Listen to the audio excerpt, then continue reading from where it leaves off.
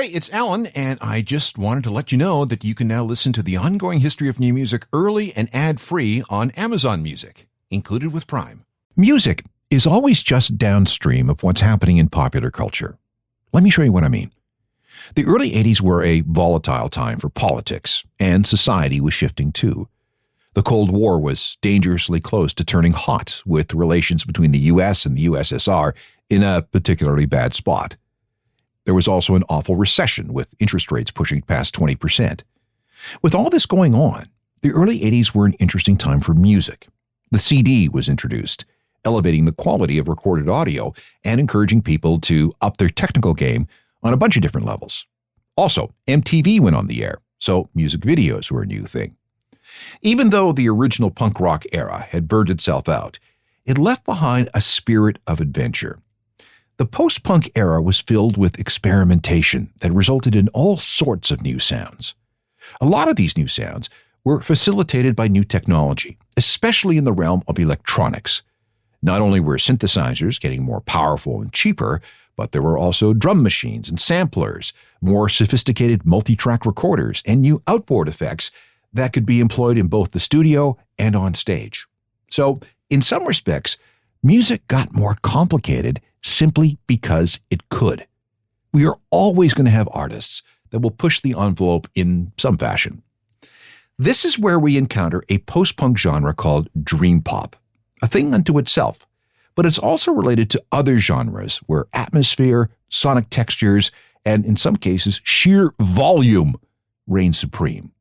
And from its origins in the early 80s, Dreampop has had a profound effect on music that is felt even today. And it all comes from a time when things were terribly tense. Here, let me show you. This is the Ongoing History of New Music podcast with Alan Cross. Hello again, I'm Alan Cross, and we're about to get all dreamy and floaty and all blissed out by taking a look at another specific genre. Dreampop is an interesting case in that it touches on and overlaps with other alt-rock subgenres, including shoegaze and anything resembling modern psychedelic material. It has a volume continuum that ranges from barely there softness to somewhere beyond a jet engine. At the same time, though, it never ever loses touch with melody. So, complicated stuff.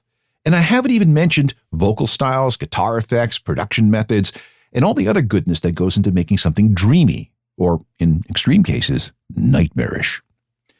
Dreampop's history starts, believe it or not, in the 1960s. We can go back as far as the Velvet Underground's first album, which was released in March of 1967. The band's John Cale had a knack for creating repetitive droney passages that had an almost hypnotic effect.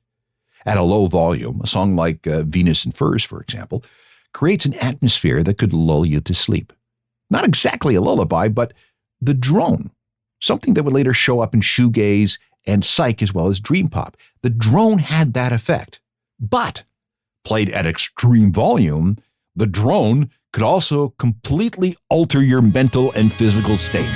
Shiny, shiny, shiny boots of leather. Whiplash, girl child in the dark. Comes in bells. Yes, You see what I mean? The Velvet Underground was one of the first rock bands to, whether on purpose or not, to create an immersive effect with their music. It was best consumed in the dark, when you could just let yourself be carried away. This is not the first time that we'll use the word immersive either. What I mean by that is music that envelops you in sound and texture and noise sometimes in a mesmerizing, narcotic, trance-inducing, and soothing sort of way. Some of the Velvet's music definitely fell into that category, and so did a few of George Harrison's solo tracks. In November 1970, he released his All Things Must Pass album, which was co-produced by Phil Spector. Now, Phil knew something about immersive production through his wall of sound methods in the early 1960s. But his songs were upbeat, high energy, and danceable. But with George Harrison, Phil Spector brought things down, at least a little bit. This is called, appropriately, Let It Down. I do. I ain't all behind anything I see. Should someone be looking at me? Okay, that's nice, but it would be more than a decade before what could be considered proper dream pop started coming together. And before it could be born, we need Goth. Now, Goth started to appear 1978, 1979, and much of this music had an ethereal and spooky feel. It was dark and minor key, sometimes overwrought with romantic notions and supernatural trappings. Otherworldly is a word that we can use. And much of this music came from the UK.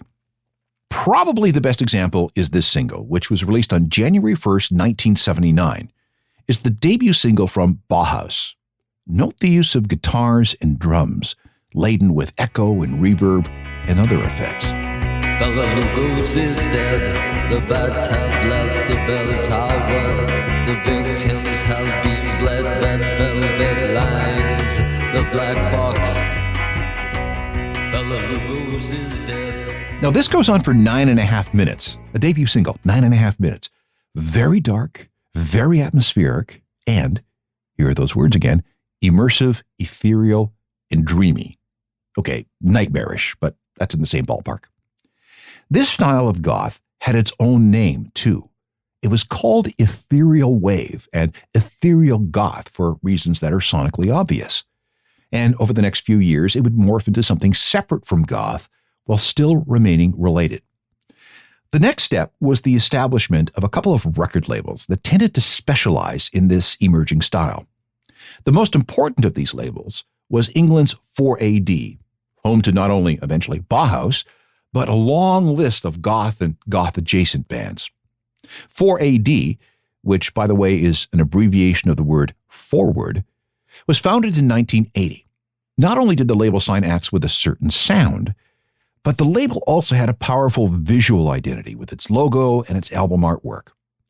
4AD became one of those rare labels where fans would buy records from unknown bands just based on the label's reputation. You kind of knew what you were going to get within certain parameters if you bought any 4AD release.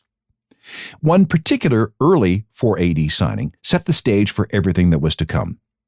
The Cockos twins were from central Scotland and came together in 1979.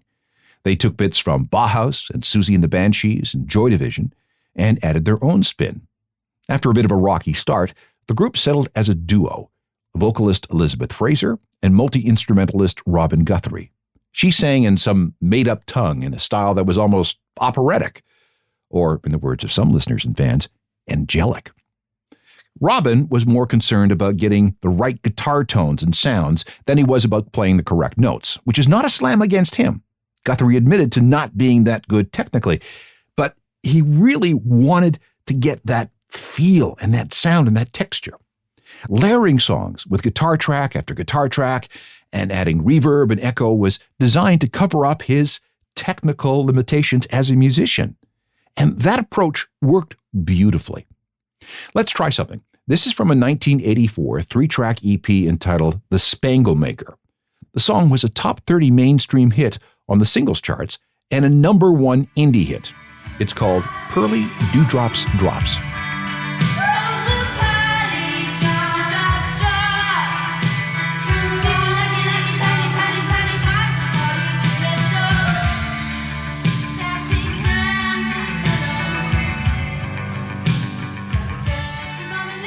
The Cockos twins and Pearly Dewdrops Drops from 1984.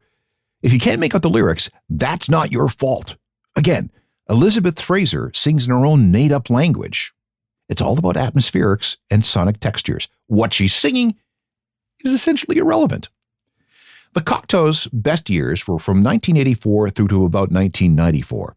Their most successful album was Heaven or Las Vegas, which was released in early 1990. Unfortunately, Elizabeth Fraser and Robin Guthrie's romantic relationship collapsed, and things weren't the same from then on, even through a few more albums. The group ended for good in 1997, but there was almost a Coachella reunion in 2005, but the relationship pain was just too much for the two of them, and it never happened. There was supposed to be a 55-date world tour after Coachella, but Obviously, that never happened either. Another important band of the era was This Mortal Coil, another 4AD act. The band featured Ivo Watts Russell, the founder of 4AD, the Cocteau Twins, and another 4AD band called Dead Can Dance. Call it a Dreampop supergroup if you want. In 1984, they released an album entitled It'll End in Tears. One of the tracks is a cover of the Tim Buckley song Song to the Siren. It was so popular that it stayed on the UK indie charts for 2 years. Were you here when I was for sale? Now my foolish boat is leaning, broken love long. It took a while for this emerging genre to have its own name.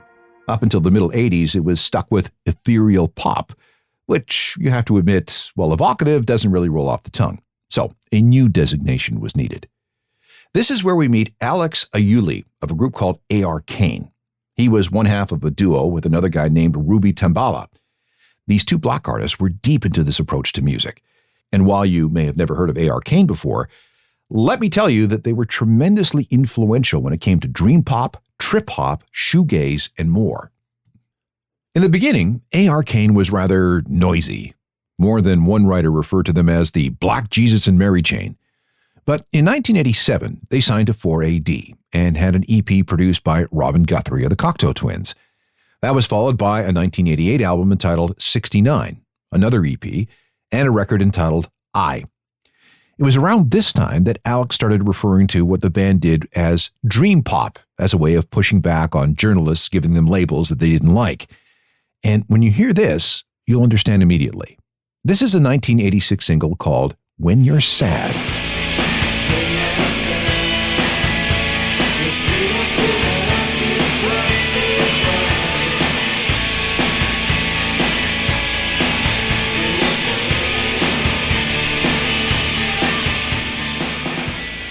When You're Sad from Arcane, the band's Alex Ayuli is the person who came up with the descriptor Dreampop. Now, before we leave Arcane, here's something else that you should know. It's a bit of a detour, but I think it's part of our story. In 1988, they teamed up with another band called Colorbox and Russell Smith, an associate of Arcane. The result was a one-hit wonder, #1 smash, and went a very long way when it came to mashing up hip-hop and dance music and this new art form called sampling. The group's name was made up of the members' initials: Martin Young from Colorbox, Alex and Rudy from Arcane, Russell Smith, and Stephen Young of Colorbox. So that's MARRS, Mars. And their hit was Pump Up the Volume. Pump up the volume, pump up the volume, pump up the volume, dance, dance.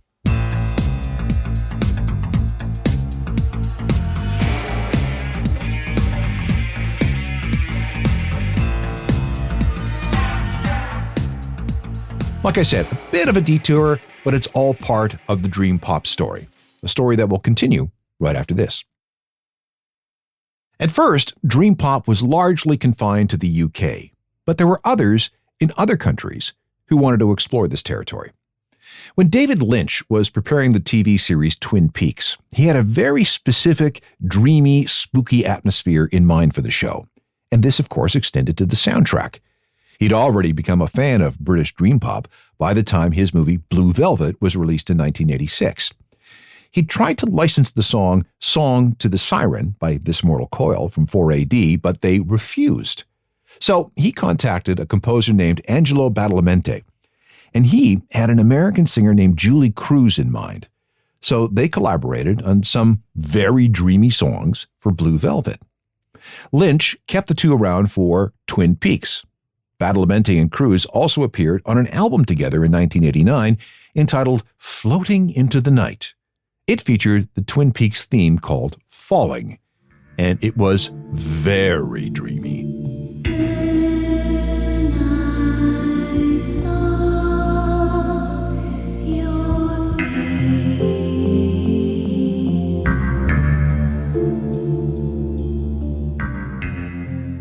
That That song is emblematic of some of the characteristics that Dreampop embraced in the late 1980s. Female vocalists dominated, although dudes did have their chances too. Vocals were breathy, quiet. The mood was hazy, blurry. It was great for relaxing and letting your mind go blank. And it sounded extra atmospheric if the right recreational chemicals were involved. I want to bring your attention to another American act that did plenty for the Dreampop cause. Galaxy 500 was born in Cambridge, Massachusetts, and the core were 3 Harvard students. They favored simple instrumentation and vulnerable lyrics, along with a style of recording and production that was very atmospheric. There were several records that, didn't sell very well, but a few who bought them cite Galaxy 500 as being very important to their own music, and that would include members of Sonic Youth and Liz Phair. Here's what Galaxy 500 was all about. This is from a 1990 record, and it's called The 4th of July. Maybe I should just change my style, but I feel alright when you smile. Galaxy 500 lasted for 3 albums before they broke up, with singer Dean Wareham continuing in a group called Luna. They were also an important part of American Dreampop, as well as an emerging genre dubbed slowcore. Speaking of related emerging genres, by 1990, the concept of Dreampop was well established. But then things started to get blurry, thanks to the rise of another genre called shoegaze. Shoegaze also began as a British thing. It's essentially Dreampop, but with the guitars turned up very, very loud. It was floaty, atmospheric, loaded with texture, but not necessarily the most relaxing music. But thanks to the volume at which it was played, it was extremely immersive. In fact, you really didn't have much of a choice when it came to being immersed at a shoegaze gig. You were literally drowned in sound. Layers of guitars and effects and keyboards. The rhythms pounded you, and the bass got right into your chest cavity. The most important of all the shoegaze bands from the 80s and 90s was Ireland's My Bloody Valentine. In 1988, they released a debut album that set the foundations for shoegaze, which, again, is really just the extreme end of Dreampop. This is called Feed Me With Your Kiss.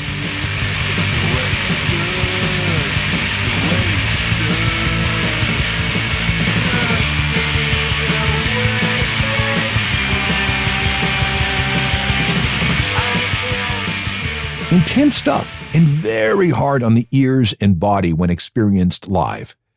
But if you could surrender yourself to the sonic assault, it was pretty cool. Over the next few years, My Bloody Valentine would establish themselves as ultra-influential in both the shoegaze and Dreampop arenas. The early 90s were very good to both Dreampop and shoegaze, even if the lines between the two were extremely vague in some quarters. In North America, the two terms were often interchangeable, which made things a little confusing. But then Dreampop began to be overshadowed by other 90s music. Manchester, Britpop, grunge, and the punk rock revival among them. But it never really went away.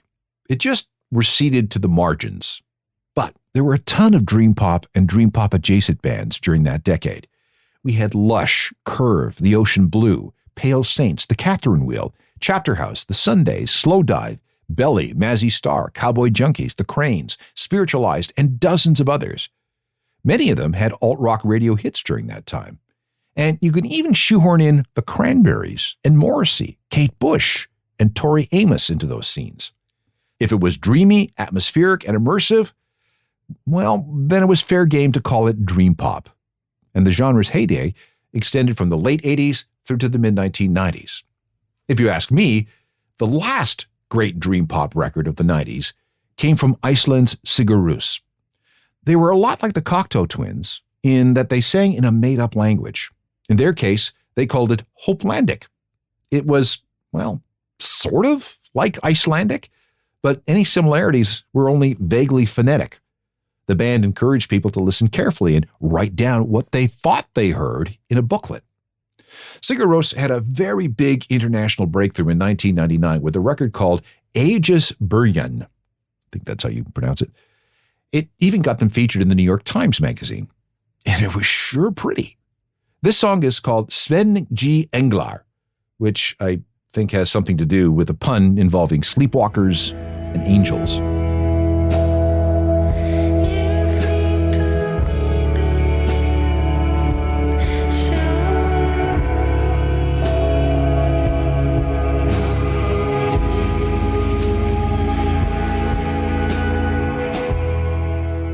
Lovely stuff.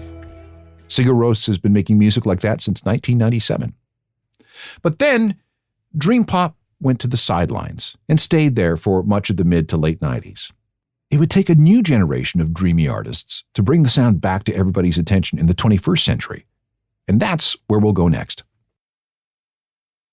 Anyone who follows the cycle of rock and pop knows that rock went into a decline in the middle 90s as part of its normal battle with pop. It took until the early 2000s for it to regain dominance with the public. Three things started happening around 2000 and 2001. First of all, some big bands roared back to life. U2, Green Day, Chili Peppers, Foo Fighters, Weezer, Radiohead, and Nine Inch Nails among them. Second, they were joined by soon-to-be big bands, Blink-182, Gorillaz, Coldplay, The Killers, Queens of the Stone Age, Muse, and Linkin Park. And third, we had the indie rock revival. All these fresh-sounding bands started to appear. The White Stripes, The Strokes, the Yeah Yeah Yeahs, Interpol, Franz Ferdinand, The Hives, Metric.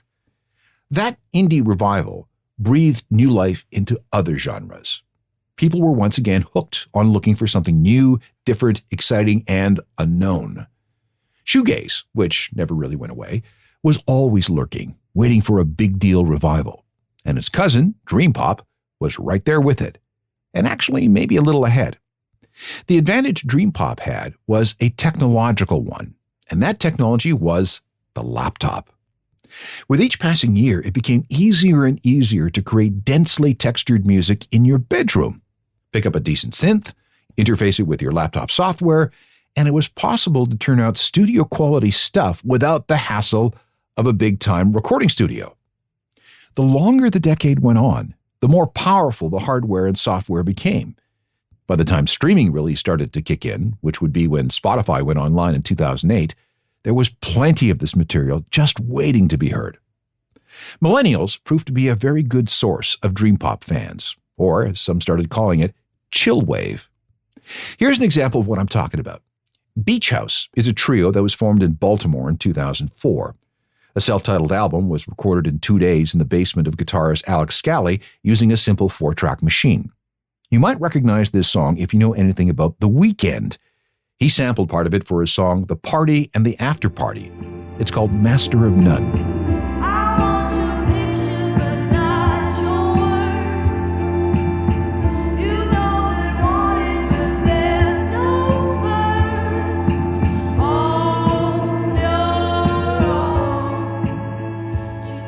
There were more bands like Beach House 2, M83, the French electronic outfit. They started getting widespread attention.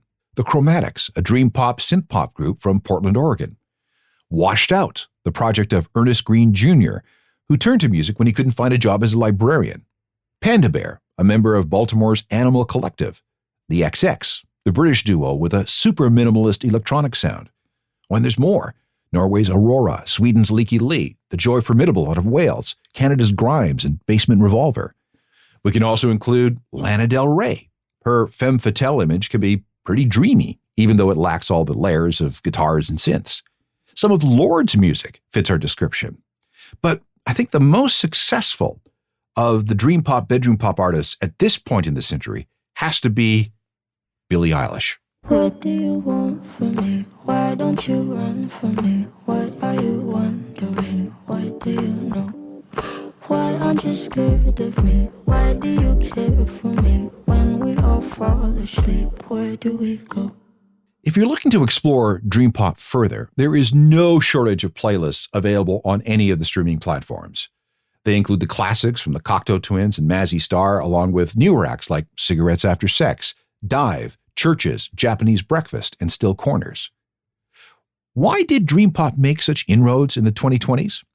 I have a theory that it has something to do with COVID. First, many artists were in lockdown with nothing to do but make music in their bedrooms, resulting in a rising supply of this music. And second, we definitely needed something to help us chill out. It was a stressful time for everyone, and many of us spent a lot of time at home alone. Dreampop was just the prescription. One more thing before I go. If you're looking for something even more low-key and chill than Dreampop, there's ambient pop, which is even more down-tempo. In fact, some of it is completely unstructured, with tone, mood, and atmosphere ruling over everything. If you want to try that, I'd also recommend starting with Music for Airports, a wonderful instrumental album by Brian Eno that was released in 1978. It's almost background music, but not quite. Not only is it relaxing, but it might help with concentration and focus when you're trying to work. Try it the next time you're having trouble at your desk. There are so many ongoing history podcasts available that I've lost count. There are hundreds of them. They're all available on all the podcast platforms, and they're all free. Grab as many as you want. I also have another podcast called Uncharted, Crime and Mayhem in the Music Industry. It looks at the intersection of music and true crime. And believe me, if you're looking for some dark stories, this is the place. If you want to meet up, I'm on most of the social media platforms. I have my website, ajournalofmusicalthings.com, which is updated every single day with music news and information. You should also have the free daily newsletter by now. If you don't, sign up. That way you'll never miss anything that's happening in music when it comes to news and analysis. And by all means, send me an email. I read and answer them all. Use alan@alancross.ca. Technical productions by Rob Johnston. We'll talk to you next time. I'm Alan Cross.